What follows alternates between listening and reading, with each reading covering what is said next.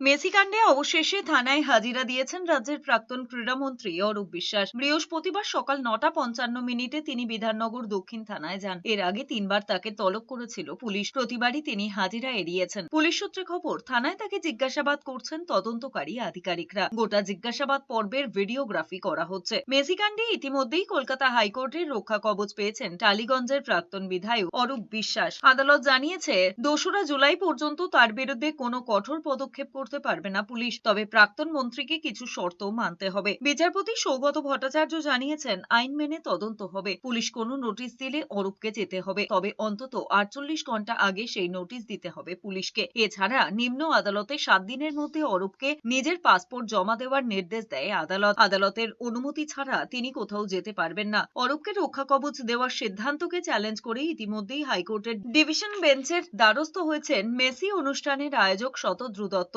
চলতি সপ্তাহেই এই মামলার শুনানির সম্ভাবনা রয়েছে।